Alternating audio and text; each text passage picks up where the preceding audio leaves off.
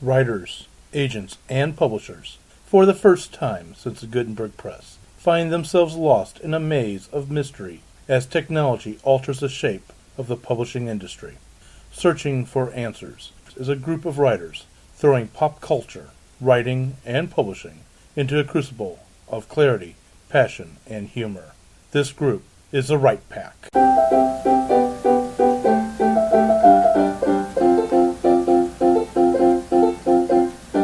Welcome back to Right Pack Radio. This is your host, David Allen Lucas, author of crazy stuff, now science fiction, mostly in crime drama, and president of St. Louis Writers Guild. And with me today is Fedora Amos. I am president of Greater St. Louis Sisters in Crime, and I write Victorian whodunits like Jack the Ripper in St. Louis.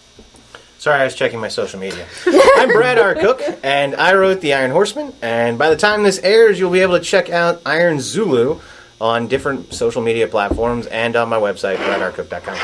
Comes out in November. Yay! Yay! I'm Meredith Tate, author of speculative YA and new adult. My first book, Missing Pieces, is available now. I'm Melanie Claney, author of nonfiction, sci-fi, and fantasy. Okay, and today with Brad's in-joke there about checking social media, today we're going to talk about social media, how to use it, and how to use it correctly. And how not to use it. And how not to use it. And how to keep it from running your life. You know, right there, that's a big one. So let's start off, first off, by talking about what social media is. When I say social media, people automatically think Facebook, they think Twitter. And they're right. But you also have blogs, you have Tumblr, Instagram, you have you have LinkedIn. You got LinkedIn, Periscope, Pinterest. Reddit. A new one keeps Pinterest, popping I knew up every day, I swear. Pinterest. Periscope, I'm going to come back and find out what that is. That's a new one by me. You have YouTube, which also is social media. So the question is, how do you use it correctly? How do you find your audience? Because if you go to any writer's workshop, you go to any writer's conference, they tell you must be on Twitter and you must be on Facebook. Well, I know for a fact that now I don't write for kids, but I've got lots of people in here who do, Facebook is not where the kids are. No. And number Could be two, where their parents are. They like Tumblr. They like Tumblr. And Instagram. And number two is, how do you avoid saying, buy my book? Buy my book. Oh, by the way, I have a 4-star rating. Buy my book. I've got in case this guy hears me, I'm going to mix this up. I have the writing language like Steinbeck, and I've got the thrust of Gardner. Buy my book. Yes. One thing that I've noticed is a book recommendation, like buy this book, is a lot less obnoxious when it's not coming from the author.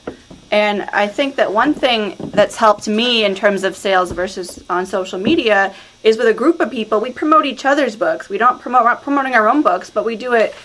I'm in this group of other new adult writers, and for example, somebody tweeted the other day that she wished there were more books that had a female athlete instead of a male. And I was like, oh, I've got a friend who's got a book like that. So I wrote back, you should check out this book. And she went and bought the book. And I think that kind of stuff does help, whereas I'm less inclined to buy a book if an author were to say, oh, my book has that. Amazon, 5 stars, click here. I'm like, okay, no thanks. Yes, I will fully agree. Having a group of people you can team up with to help promote is awesome. However, if you don't, a great strategy to do is, beyond just saying buy my book, is to create a general interest in your book. So your book has all kinds of themes running through it. Touch on those themes. So my book's about steampunk. So my Tumblr has at least one day a week, but usually much more than that. I will reblog steampunk stuff. From steampunk tendencies, from all kinds of different things like that. Steampunk promotions. Steampunk art, steampunk, all this different stuff. And I'll reblog that kind of stuff. It's a way of promoting myself, promoting the interest of my book. And then it's not just me saying, hey, buy my book. I also love throwing up art that's related to my book, because images can go way further than text in social media. In fact, I'm going to turn this right over to you in a second. That's one of the things, if you ever look at Right Pack Radio's announcements of, here's our next episode, you will see that it is not just text on Twitter or on Facebook. You've got an image that's basically a meme, because that actually catches the eye. That's what people are looking at, much more than text. Another thing, going off of what Brad said, that I actually read about in a book of social media for writers, and I found it really helpful, is read books in your genre and tweet or post about those books, because then you're going to get followers who also read that genre and who are interested in it, who then might check out your book that's in the same genre. I also love to tout other authors, not just that I know, but other books that I love. I'm glad you did that. I'm glad, actually, in a way, you kind of segued to something I wanted to talk about with social media. You got to have a conversation going. You can't just have a posting. Here's my book. Isn't it lovely? Please buy it. Please keep me out of poverty. Please buy my book. I've been taking some courses also on social media, and basically the way they describe it is you have got 3 pillars to your business. And yes, I'm sorry, I know this is not the sexy part of the writing business, is the advertising. The sexy part is the writing, which we normally talk about. But they say you've got 3 parts to your social business. You've got social business, you've got your social brand, and you've got social marketing. You two have hit on social brand in a big way. You've got steampunk.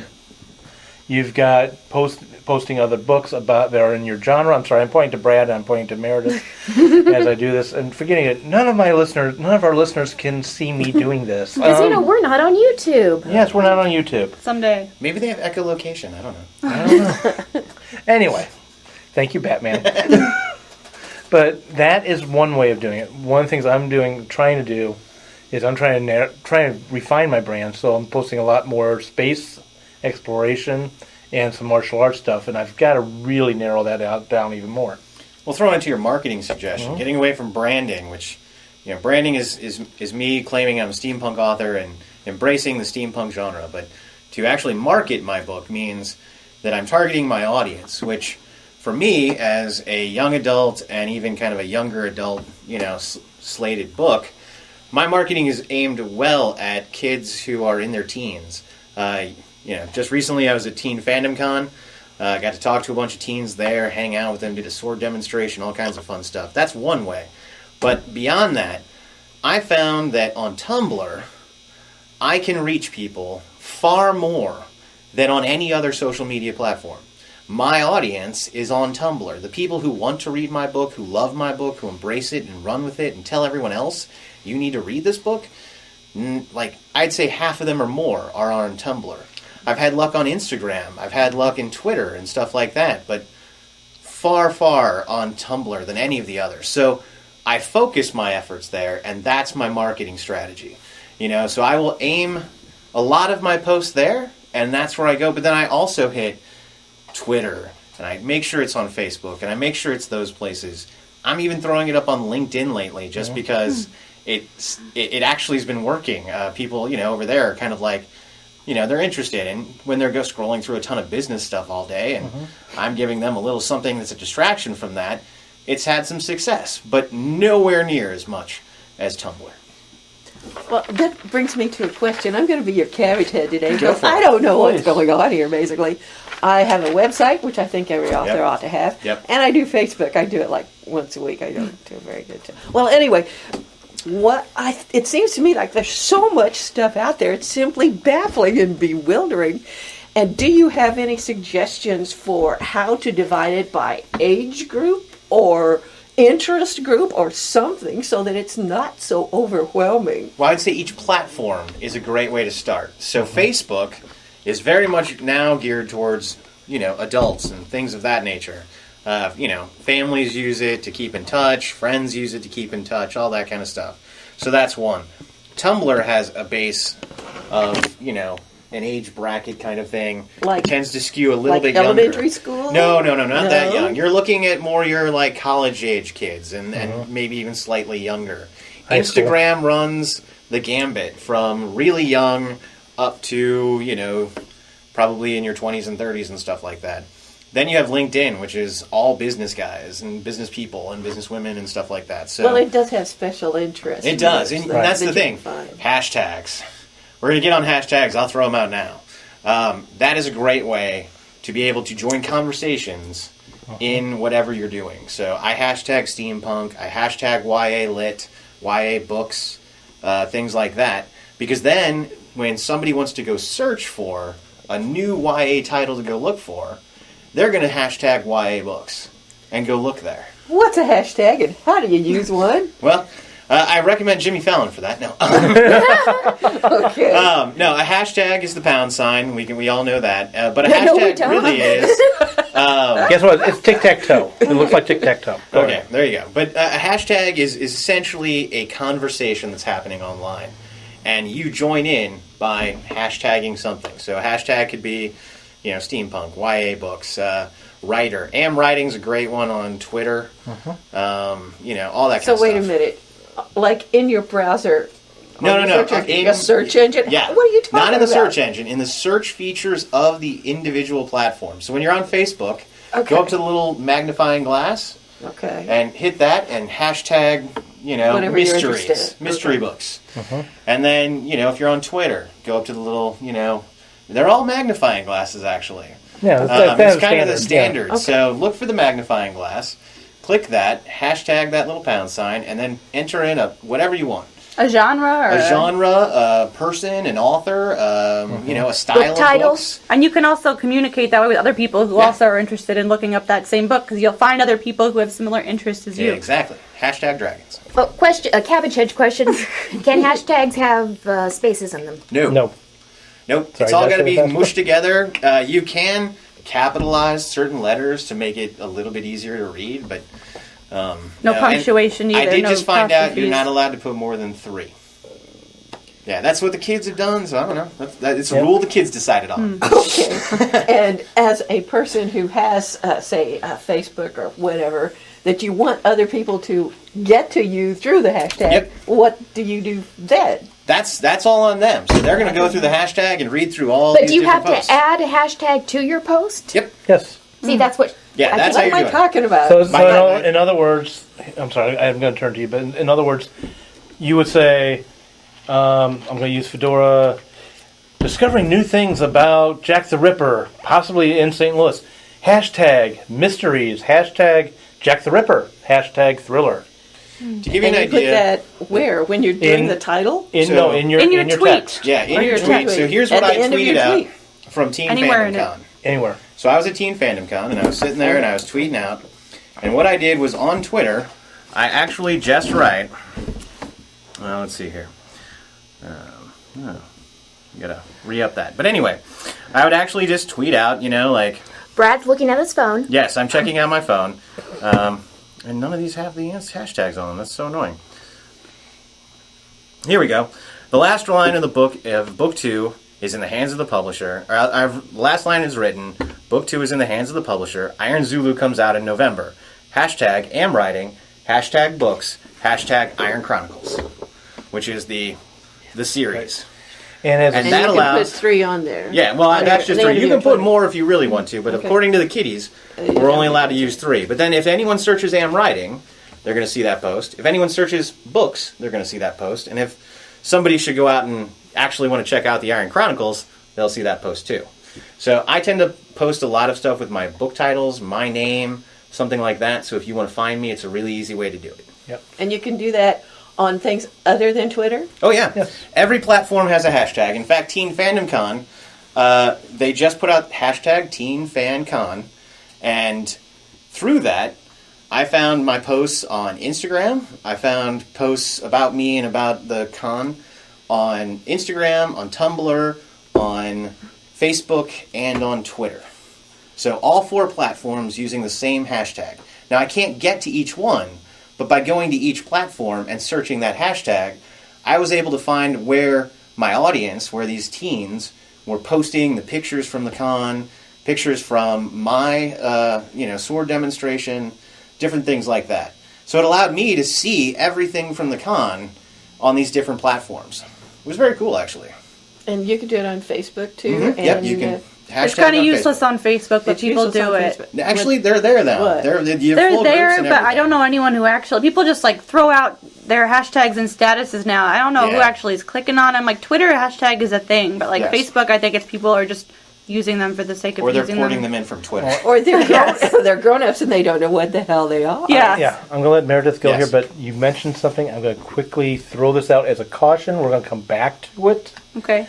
There are times in which people's Facebook and Twitter and possibly other social media are intertwined Yes. and connected. So in other words, when they post on Facebook or they post on Twitter, it will send it to the opposite other side. My Tumblr goes to my Twitter, which goes to my Facebook. And I actually want to piggyback on all of these, and I'm going to share my own opinion, which is my number one rule for social media: don't be annoying. Yes. Because nobody is going to want to read your Twitter feed, your Facebook, or follow you on anything if you are annoying. Now, let me tell you, when I'm scrolling through my Twitter, I love Twitter. I spend way too much time on Twitter. If I see someone's tweet and it's just full of hashtags and no content, I'm going to keep scrolling. Yes. I'm not looking, I'm not clicking, because I don't care. I don't care about your hashtags. I want to get to know you. And I feel like readers are the same way. I mean, I'm a reader myself.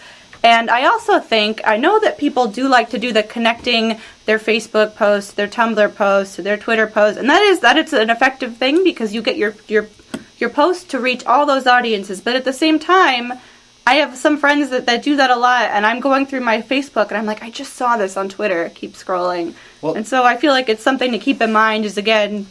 Well, another issue I have is the ideal tweet is not the ideal Facebook post. Yes. Well, and That's here's something the else other we'll talk problem. about. That's why So we'll come back to it. Facebook has this issue, and I love you guys, but this annoys the heck out of me. So rarely does anyone see my Tumblr post from Facebook. And the reason is that Facebook is deciding that my Tumblr post, which is popping in, is not as important as my direct Facebook post. So they're going to push my direct Facebook post out to all my friends on Facebook and leave my Tumblr there if somebody wants to come and kind of check it out or something like that. So I would say a third of my Tumblr posts that get ported over to Facebook get checked. So much so that I now take my Tumblr posts and just post them directly to Facebook because that will more likely get seen than having it just poured in automatically. It's annoying. Real quick, and then I'll turn back over to you. I'm hearing a lot of very good things I want to kind of just jump on real fast. First off, not every platform should be treated the same way. Can I go with Melanie's question? Twitter and Facebook, I have my Twitter and my personal Facebook intertwined. And sometimes that's a mistake. And I know it's a mistake. I do it because I'm lazy. No, actually, I've got so much stuff going on. It just makes it easier. Yeah, it just makes it easier. But that will, as Meredith was saying, that can annoy somebody who's following you possibly on both. Also, too, Twitter has a much shorter character list, character allotment than Facebook. Facebook, I can write paragraphs. Twitter, reason why it's called a tweet. It's in and out real fast. So what will happen is they will have to click on something that I've sent from Facebook that's got that paragraph, and it will take them to Facebook to read it. And that can be a problem. That last thing, and I'm turning it right over to Meredith, is you need to understand the platforms and what they can do for you and what you're going to do. For example, Facebook, Tumblr, Twitter allow you to converse. They can also allow you to share. YouTube allows you to share. YouTube allows you to show. It does not allow you much conversation. You can do comments, but for the most part, it's not set up for conversation. So if you have a book trailer, which is out there, YouTube will probably be where you post it, but you're probably going to promote it on the platform of your choice of Facebook, Twitter, Tumblr, wherever your audience is. And I was going off of that. Now I'm gonna stick to Facebook, Twitter, and Pinterest because those are the ones I know. I don't pretend to understand all of them, but I will say is that you need to think about the effectiveness of each one. As Dave touched upon, Twitter moves very fast. Yep. Once you tweet something, it's gone within the next few seconds because it moves down so quick. Everyone's tweeting everything. So you have to think about when you tweet something, it's only going to be seen by either people who click your profile or people who are watching their feed at that moment. Whereas Facebook, for example, it's going to be up there for a while. However, Facebook has an algorithm where, especially if you are a page, as in you can make a personal account or you can make a company page, author page. I have an author page, Meredith Tate author. But they want you to buy to promote your posts. Oh, What that's a that danger. means is that you pay money and they will make more people see your post, which means if you don't pay money, they're going to make it hard for other people to see your post. And I've So done those are that, just actually. things to think I about. bought Now, a Facebook ad. how's that? Does that affect anything? Did you think it worked? Would you recommend it? It worked. More people saw that post than other posts that I've made, but it wasn't the staggering numbers of tens of thousands of people that A, Facebook kind of advertised, or B, would have made the cost. And it was only I think I spent like $40 on the post or something like that. It was not a ton of money. Well, a strategy, yeah. But it worked. I don't know if I'd do it again. Maybe I used it for the initial post of Iron Horseman. So when Iron Horseman dropped and my book was out, I wanted to promote it as wide as possible. So I boosted a Facebook post. But I'm not going to do that for every post. There's no point. Right. You can pick and choose, but is it really worth it? I don't know. That's up to you to decide. I guess I'm going to dovetail quickly into everything you just said, and I'm going to turn it right back over to you. Let me go back to Twitter for a second. Brad and I were talking, and I believe we both heard the same thing as the average lifespan of a tweet on Twitter is 7 seconds. That's all you've got to get in front of your people.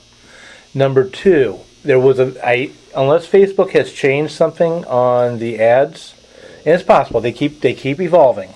At one point in time, all that really bought you was people to click a like on you, which is actually a bunch of bots, or people. They're real people, but their job is they're clicking likes and they're getting paid for If you're the likes. buying likes, so if you promote your page, that will happen more. If you Right. promote your post, It won't. that happens less. I Thank actually you. found that I would say 90% of the people who saw, because I was very curious about that, so I actually checked out almost everyone who saw or liked, that post.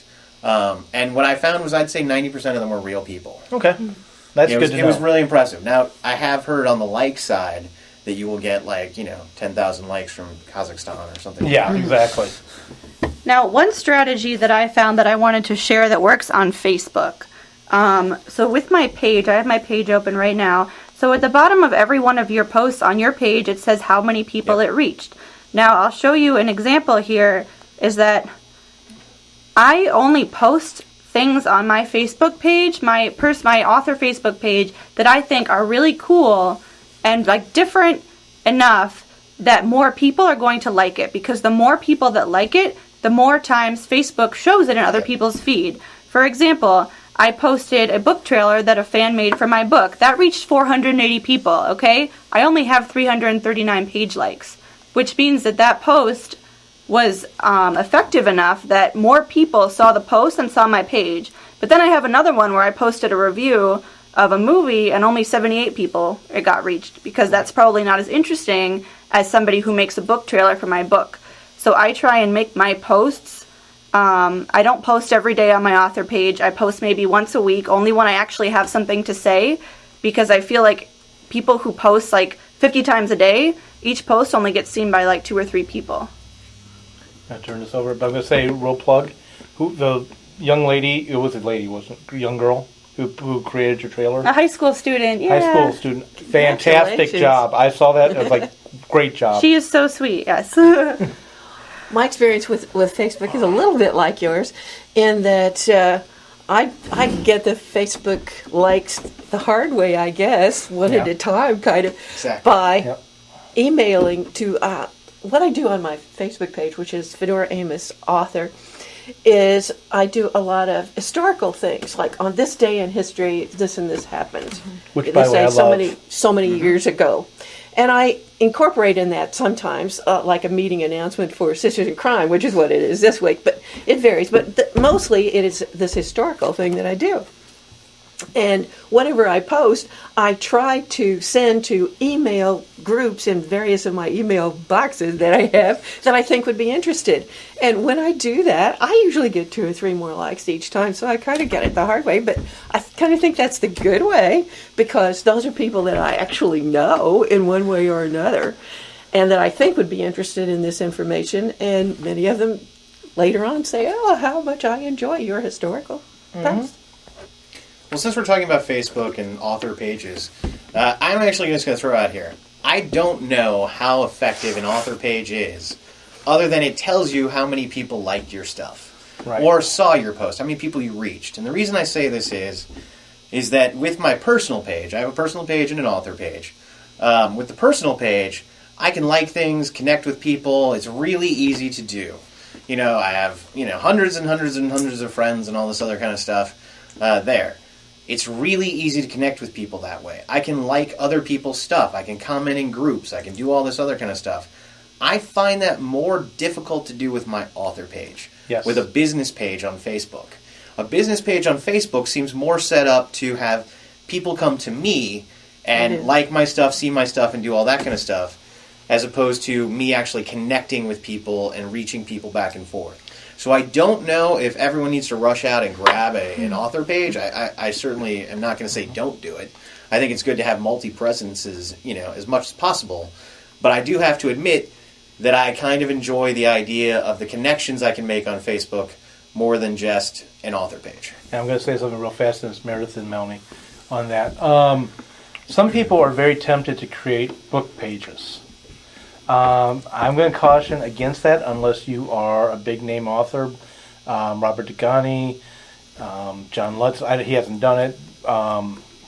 Stephen King, somebody like that. The reason why is for every book you publish, your book page is going to last only so long unless you're promoting your other books on that same book page. Then you're putting your stuff out there multiple times at the same time and starting to look a lot like a bot. You don't want to do that. If you're going to have a business page, do an author page. Yeah, do an author page as opposed to an individual book page. I did want to give one kind of cautionary advice that I've gotten from having a personal Facebook and a page. I write under my maiden name, and my personal Facebook has both my maiden name and my married name because my legal name has both. Now, I try to keep them both separate because I do post personal stuff on my personal Facebook to keep in touch with people. But since my names are so similar, I have had readers try and friend me on my personal page, and then that puts me as an author in an awkward situation, because if I reject their friend request, then are they going to buy my next book? Or are they going to take that as a snub? Or if I accept their friend request, then they're on my personal page. And I've actually thought about changing my name on my personal page for that reason. And so I recommend, unless you want to, I do know some people who do want to add readers to their personal page, I'd recommend keeping your name separate and don't interact on your author page from your personal account. Decide what you want to do. Real quick, before you guys jump in, I just want to throw this out. There are authors I know, and I'm not going to out them, who have locked personal private pages. So it's only them, their family and friends who can see that particular page. There's nothing wrong with that. If you want to create multiple personal pages for yourself, you can do that. Facebook's cool like that. But you do have to have a personal page before you can get the author. Correct. Right. But the reality is that, if you want to lock it down, lock it down. If you only want your friends and family to see your Facebook posts so you can comment all you want and do that. I'm a little different. I have my stuff kind of open. Yeah, you can't find out where I live, or you can't do any of that kind of stuff on there. But you can friend me on Facebook, and I'm going to friend you back, because you know what? I keep my Facebook really open. I don't go crazy on my Facebook page. I'm not sharing tons of private information or anything like that. I see all of my social media as me standing on a street corner. So I'm only going to give the stuff that I'm willing to share on a street corner on social media. I'm glad you said that. I'm going to turn this over to you, but I'm going to say, as soon as Melanie's done, I want to come back to what Brad said and what Meredith said and talk about the dangers of having your private page be seen, or your private account, depending on what we're talking about, which platform, being seen by the public. Yeah, I had a question. I should know this, but I've just never tried. So, assuming you publish under a nom de plume, is it relatively easy on Facebook to have a personal account in a name that isn't your legal name and another personal account in your legal name? It's a flip. Facebook has this thing called real names, real people, something like that. So Facebook wants to verify that you're real. Yeah. If it's totally, and this has gotten some authors in trouble and they've lost their pages and stuff like that, then they write Facebook and they say, no, I'm a real person. And Facebook will generally, turn that page back on. So yes, you can do it. I highly recommend you fill out all the information that Facebook wants, truthfully, just changing your name. Facebook might send you an email asking you if you're a real person. Feel free to write them back and say, yes, I'm an author and this is my nom de plume. this is the name that I want to use on Facebook or whatever. But don't forget also, you can change your name on Facebook. You know, that name that sits up at the top is completely editable. Right. Go ahead, come back. Yeah, I wanted to talk actually about the safety aspect and say that, at least for me, it isn't just the safety aspect. Keeping in mind, I'm not going to post my address on my personal page anyway. I recommend against that. But I think about it, I post politics on there. Mm-hmm. I post events on there. Sometimes I will post a picture with one of my friends who may or may not want random strangers I've never met seeing their picture. I don't know, but these are things to keep in mind, that if you're going to post things that might alienate readers, such as your political views or events about something that might make you seem negative for someone who doesn't know you or whatever, that's just stuff to keep in mind when you're letting people into your personal page. Or you have a relative that has objectionable political content that's posting and on they're your going to post page. on your wall. Yes. I am so glad you literally opened the door for me. Yay. Thank you. If you are going to have readers on your personal pages, on your personal accounts, there's some things you need to be aware of and be constantly in mind of. Personal pages allow us really to be able to vent or share our personal thoughts on whatever topics you want. However, and I'm in this boat, Brad, you're in this boat, when your author page, and you've got a personal page that you also kind of use as your author page, as a secondary or as your primary, you've got to be careful with what you're posting. What Meredith just said is the tip of the iceberg. If you post about politics, guys, I'm going to tell you this. If you are an extreme Democrat and all you're doing is posting, the Republicans suck, you're going to tick off every single Republican buyer. Or potential buyer. If you are an extreme Republican and you post on there how bad the Democrats are and they all suck, you're going to tick off half your publication because all the Democrats will not want to buy your book. You will get stuck there. In fact, we've had a friend, I'm pointing at Brad, he knows what I'm talking about, who got himself caught in that. And he's a professional author. He's gotten lots of awards, and I'm going to leave it there. I'm not throwing his name under the book. But it was interesting to watch under the bus. I just say book. It was funny though. I mean, Freudian slip, and you could see what's happening there. Number 2, venting. You can easily turn off your readers. And with that also, just FYI, in case you think, well, everything you say is private, or you are protected by the freedom of speech, which you are. Guess what? If you're like me and you're working full-time and you're writing, your stuff is viewable and searchable by your employer. Yeah.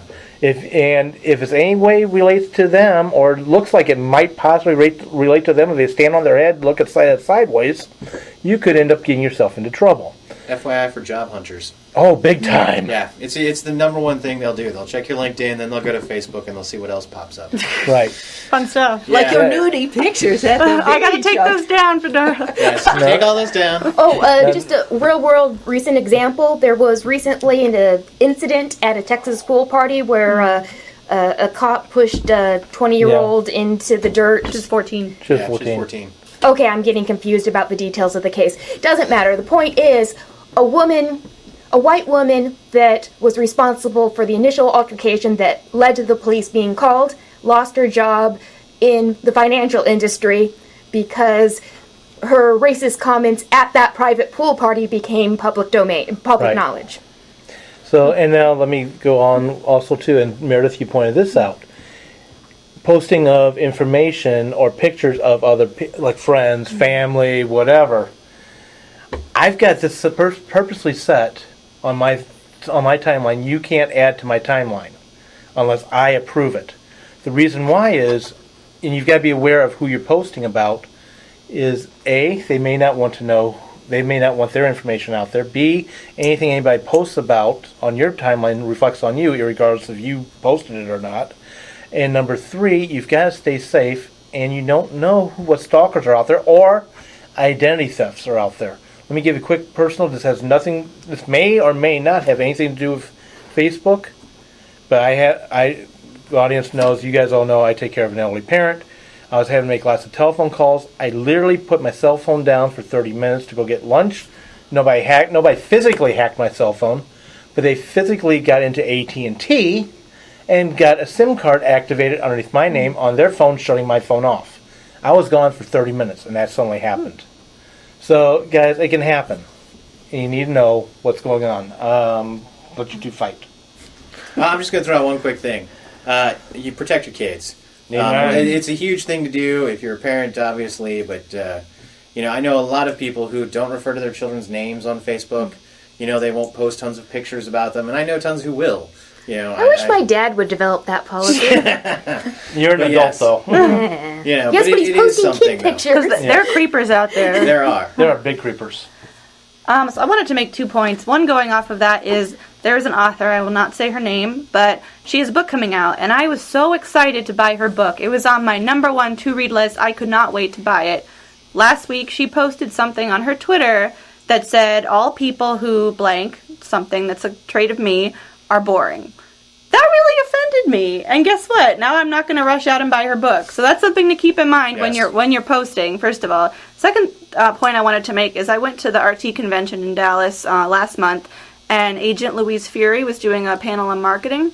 And one thing that she said that I thought was really interesting is she said she does not want her clients to post anything negative on their Twitter or social media or anything. Nothing negative, whether it's that you had a bad day, whether it's that you don't like something, just don't do it, none of it. And I found that interesting.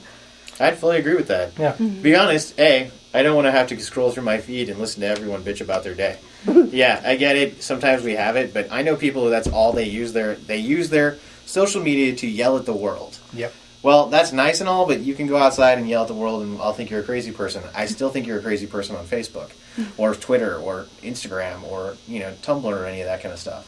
Now, I will say, each one has their own thing. So Facebook is like, it seems to be sharing vacation photos, what are you doing, all this kind of fun stuff.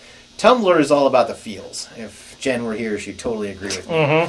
The what? The feels. It's all about, what cause is going on right now, how it's, how it's affecting me, how it's making me feel. Let's promote this post. Let's post stuff to make people feel better. It's all that kind of fun stuff. It's kind of crazy. May I just point out, this group has gone from making fun of using the word feels to actually using it. Well, if you're on Tumblr, you have to use the word feels. So I don't mind. If you want to make fun of me, feel free. My Tumblr is no.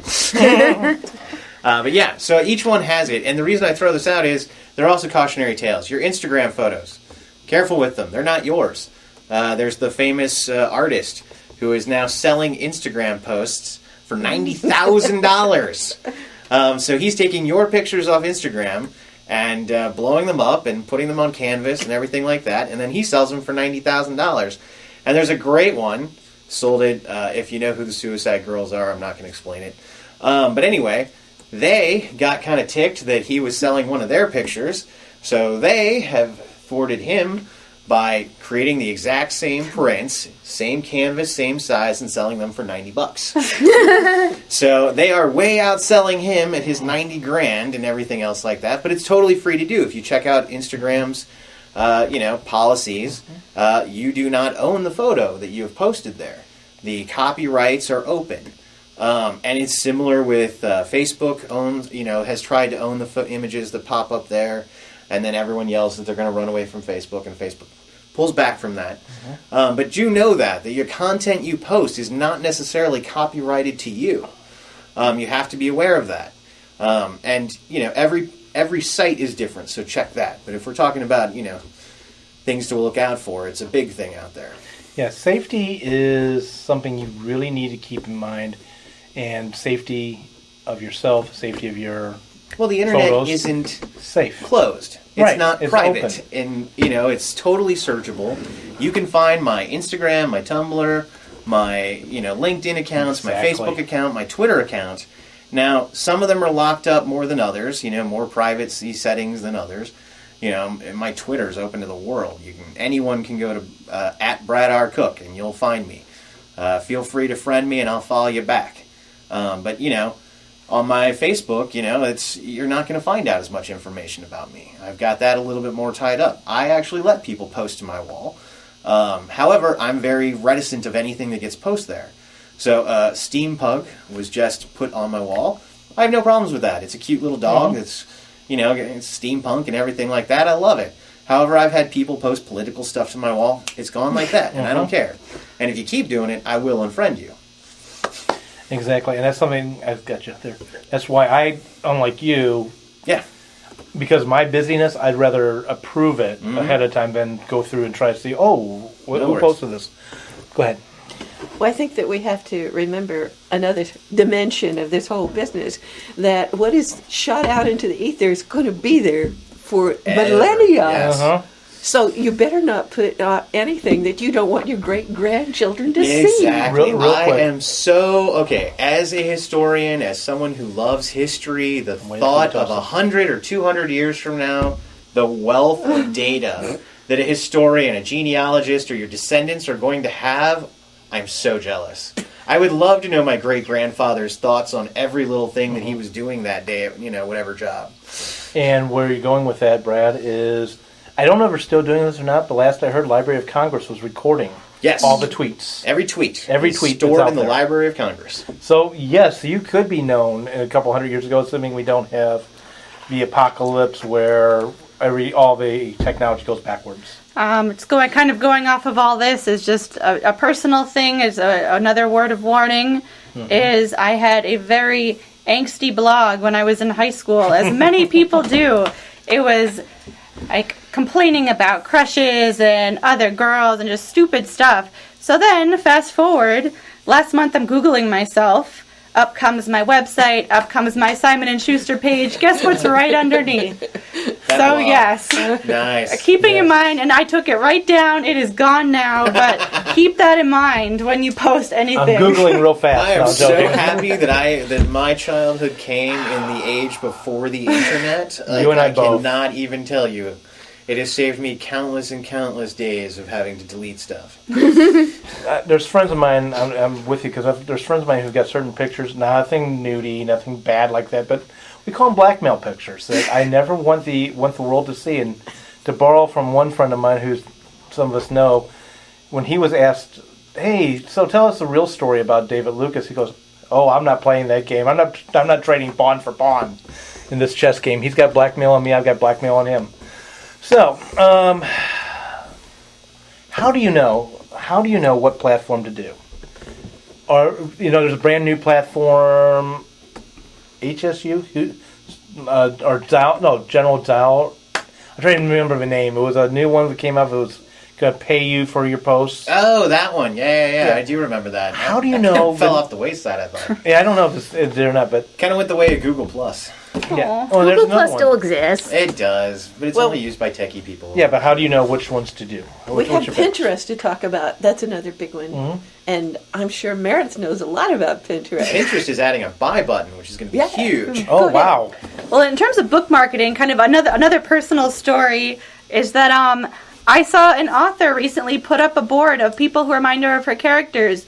Who was right front and center? My second husband, Chris Hemsworth. So I saw that, and I said, wow, she imagines him as her character? Guess what book I need to buy now? And I'm going to think of Chris Hemsworth every time I read that character. So it is effective. It's effective of showing you can post pictures of your dream cast for your characters, and other people can look at that and say, oh, I'm going to picture them when I read the book, and if they're Chris Hemsworth, I will read your book. So there we go. I feel bad I did that, and then that book didn't come out. So there's a whole blog post out there that labels this, entire cast for this book that never came out, and now I feel kind of bad about it. I'm a little like, well, maybe, hopefully one day it will, but we'll see.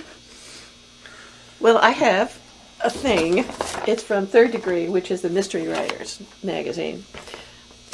Pamphlet, whatever you want to call it.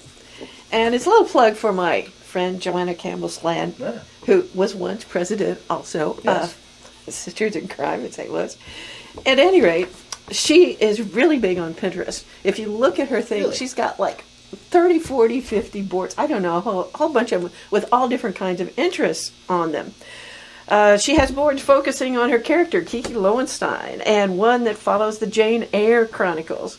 She has a board devoted to Zentangle designs, which I have no idea what that even is. I have no idea either. Scrapbook ideas and doors. Doors, yes. 30 boards in all, and it's more now than that, with 336 items pinned. Okay. Our readers get information about her books and a look at a lot of her interests, too. Would she recommend Pinterest to other writers? Social media engagement is crucial to any PR plan, and Pinterest is helpful on myriad levels. With your own writing research, particularly for those who write historicals, with personal decisions like fashion and interior design and travel, and with exploring the tastes of people you think you know well. Most importantly, it's just plain fun, which can't always be said for other social media tools. Do you agree with that? Think it's true? I Should do I agree. get involved in Pinterest? I like Pinterest. I think it's more for recipes and crafts, but as I said before, I do think it's effective. And one other thing I did want to say in terms of what you write and what you post is I have a private personal Pinterest, and I never ended up changing the name when I got married. So I have had readers find me on there, but I need to keep in mind I write YA, and some of the things I was pinning on my funny board weren't super appropriate. So it's something I need to do, and it's something to keep in mind, is think about your readership and think about what you're posting. That goes I back write to for brand. kids. Yes, exactly. I write for younger readers. I write for YA and I write for middle grade, so I'm very reticent of the fact, and my Tumblr especially, because, as I said before, I know that I have an audience on Tumblr that is age appropriate to my books. These are the people. This is my demographic technically. So I'm very conscious of everything I post there. Now, is it all the same? Maybe that those art statues or something probably might be a little bit more risque or something crazy like that. But the reality is, I'm never going to go too crazy with it. I'm never going to post stuff that's truly inappropriate. You need to think of the age appropriate. But David asked earlier, how do you know which platform? It's a really good question, actually. And there is no right answer, so I'm going to start off with that. And I'll say this. Start with what you're comfortable with, because this is a time suck. Oh, huge. This is probably the second biggest time suck next to writing. And the reason I say that is that this is your marketing strategy, and social media is a marketing strategy. This is the best free marketing for your book, or for whatever, if you have another business, that you can do. So start on Facebook if you want. Find your friends there. It's a really easy thing to do. If you want to, then figure out which one's going to be most effective to you. If you love taking pictures, Instagram is your friend. Instagram's nothing but pictures. However, if you never use the camera on your phone, then Instagram is not for you, because you have nothing to post. If you write and only write, then yeah, you can throw up a post on Tumblr, you can throw up a post on your blog, you can put a post on Facebook, you can make a tweet, but Instagram is not for you. Pinterest is not for you. However, if you want to be part of the world and you want to tweet out and you want to say every little thing that you're thinking about, 20, 30 times a day, then, Twitter is your friend. Because if you want to say, hey, I'm thinking this right now, or I'm doing this right now, or, whatever. I know people who have you can literally track their day on Twitter. And there's nothing wrong with that. Twitter is for that. It used to be funny that everyone used to tweet out their meals. That used to be a thing. Don't do that. Don't do that anymore, please. I'm done with food, I'm done with food. But that's okay. You technically can, snap the pictures of everything. But that's Twitter. So figure out what works best for you. Try them out.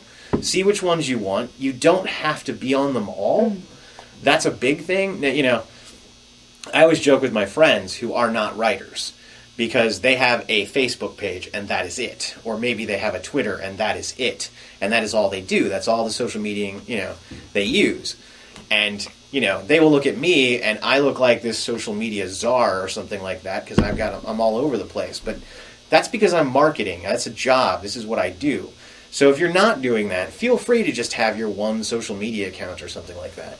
So, Brad, fess up. How much time do you spend a day doing social media? Okay, so I always start off in the morning looking at my phone to see what's blown up that morning. Then around lunchtime, I will jump on it again. Now, why is that? Because I have that break to work, and I make certain I work.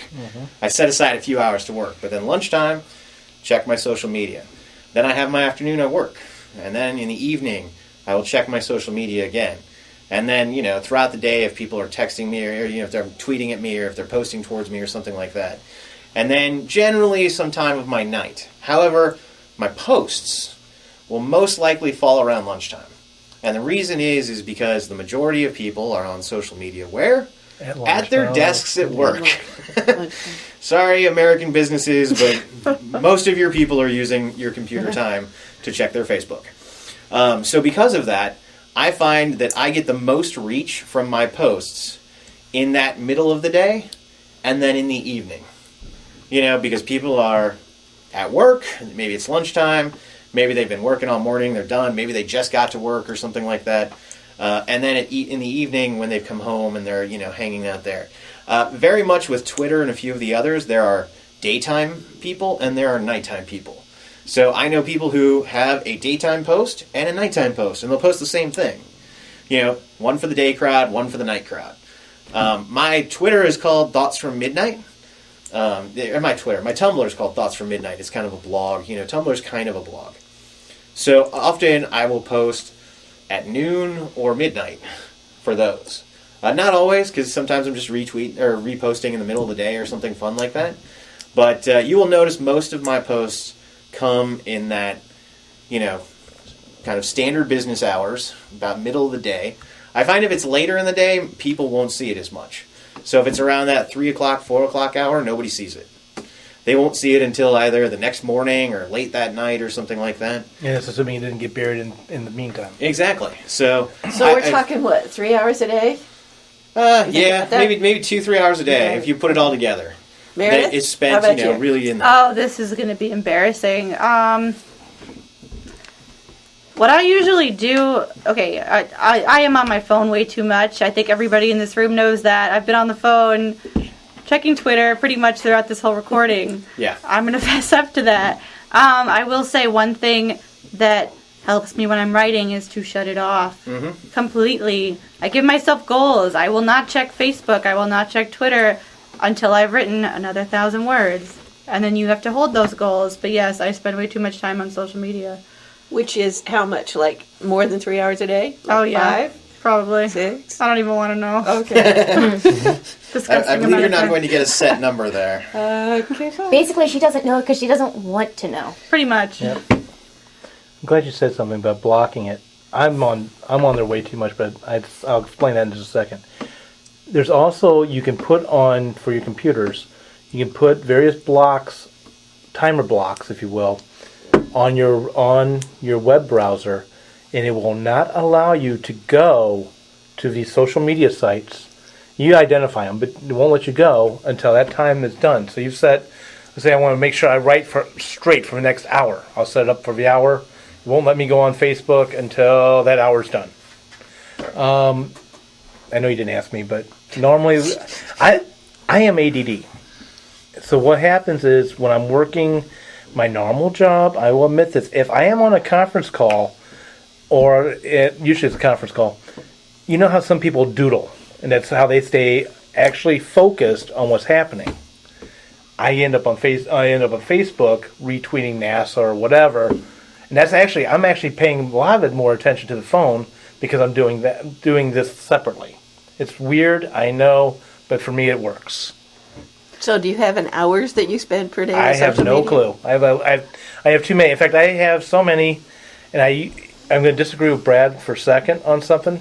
He said the first time suck is social media. I agree. Second time suck you were talking about is the actual writing. I disagree unless you're talking about blogging.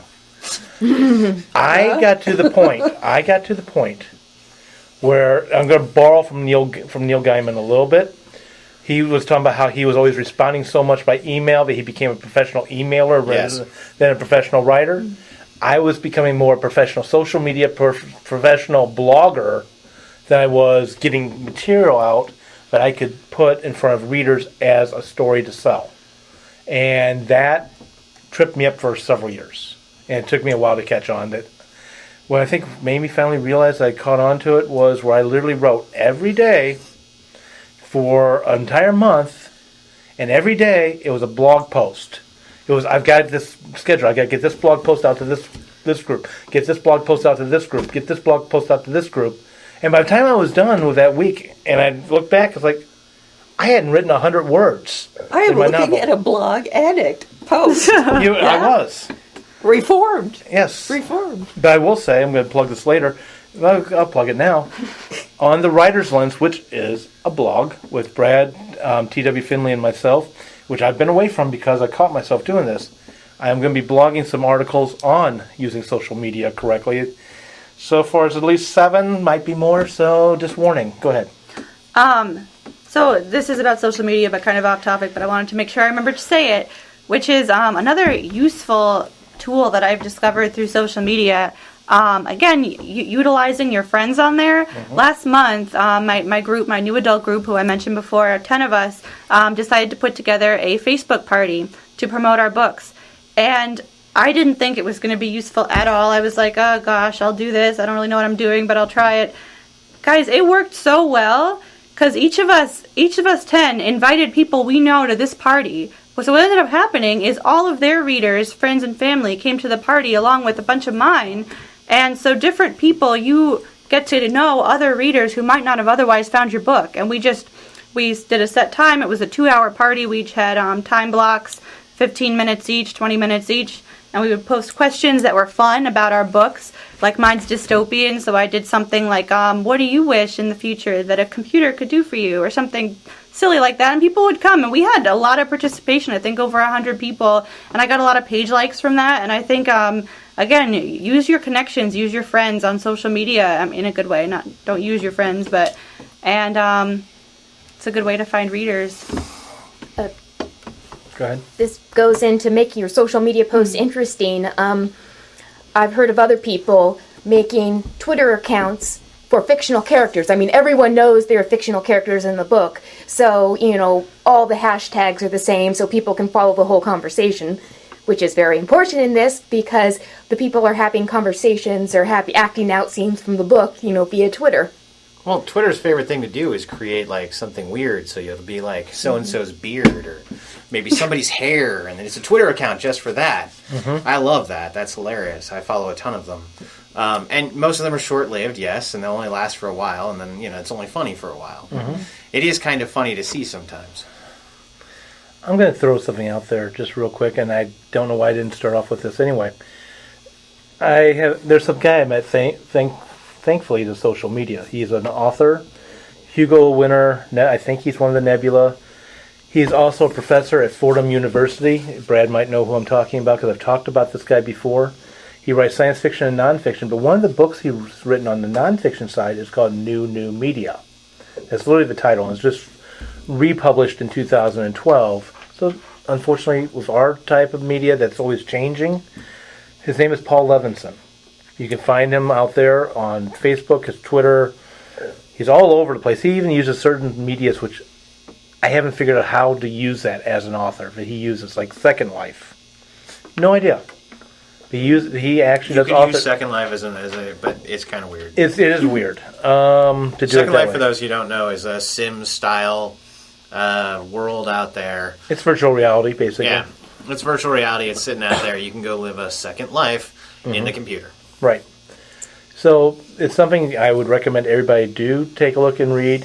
At least, if you don't buy his book, get it from the library and just peruse it because there's lots of information on there. One other thing I want to throw out just before we run out of time or anything, one of the biggest things you can do, and this is true with Facebook, this is true with LinkedIn and a few of the others, there are groups out there. So Facebook is famous for its groups. St. Louis Writers Guild is a group. I imagine, Sisters in Crime has a page as well. But you can join these, and by doing so, you're joining a community. You're creating that sense of community. St. Louis Writers Guild has like 700 members or something like 800, 900 members in it or something. I can look real fast. But the point is that, and there are other groups like with for steampunk. There's steampunk. There's steampunk tendencies. There's all kinds of fun stuff like this. By joining these groups, by being a part of it, you're now part of a community. There's writing ones. There's publishing ones. There's all kinds of stuff. So do that. It's a way for you to branch out and reach out without having to go and search and make all these individual friends or anything like that. And then you can post to these groups. David posts the Right Pack Radio links 15 different places or something like that? Just about, yeah. I always know because Sunday morning I get I wake up, I'll look at my phone and I'll be like, wow, 15 people have retweeted something of mine? And then I'll no, it's Right Pack Radio. Okay. Sorry to burst your bubble every Yeah, it's morning. okay. I don't mind at all. I'm used to it now. But it's this is definitely a way you can do that. And when it comes to book promotion, this is something you do. Now, a lot of these groups have rules. Follow those rules. To the letter. Always follow the rules. Why?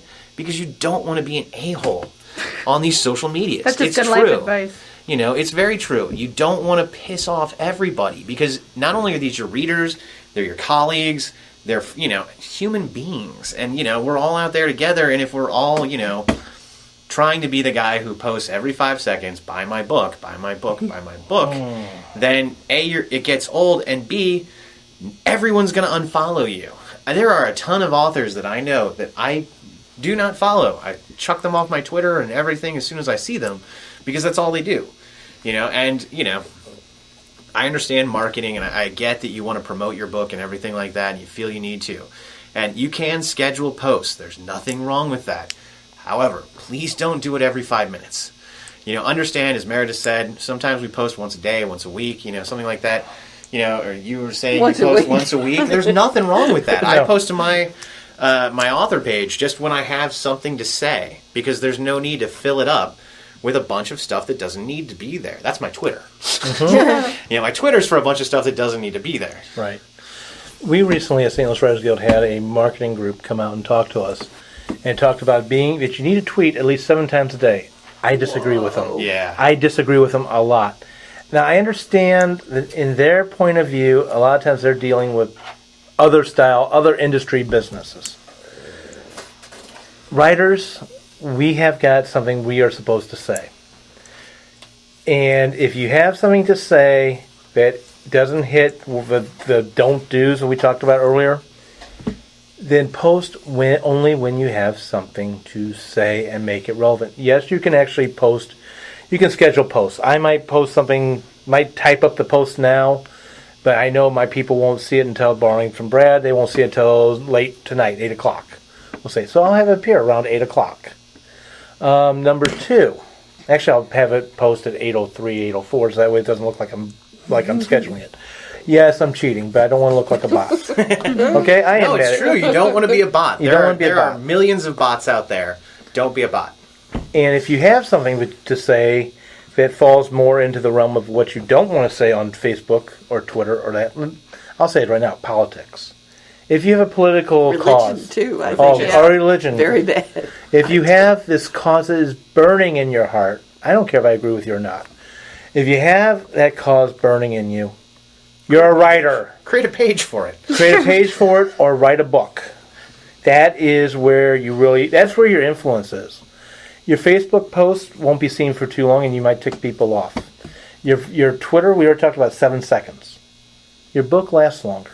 Your book may have an effect that your tweets and your Facebooks and so forth will never have. And if a character in your book has that political view, that's like 2 levels removed from you. Much less likely to offend people. Yeah, and you don't want to associate yourself. You want to disconnect yourself from your characters. I write some characters that say some nasty things, and I don't want people to connect that with me. Nope. I can guarantee I've got characters that I never want to have connected to me. Go ahead. Well, I was just going to throw out there that, when you're looking at all these different social media platforms, just know that, each one has its own thing. And, we've talked about a lot of them. But the reality is that there's a reason why. This is, yes, you can advertise everything you want on Facebook. And you can do that. And you can post everything you want there. But the reality is that if you just want to say something about really quickly, Twitter's a great thing for that. Know that. Please don't just post links on Twitter. I hate that. It's so annoying because I'm just going to assume it's either spam or some sort of virus or something along those lines. I'm not clicking through. Right. However, if you tell me what it is and the link seems normal, then I'm totally going there. So do that. Know that images can go way further than text. I like Tumblr. Why? Because Tumblr acts like a blog, which means that for the rest of eternity, if you enter in the right search terms, you're going to find that blog that I've posted there, that post I've made. And it's great. However, I can't do that with Facebook. You can't find a Facebook post that I made 6 months ago.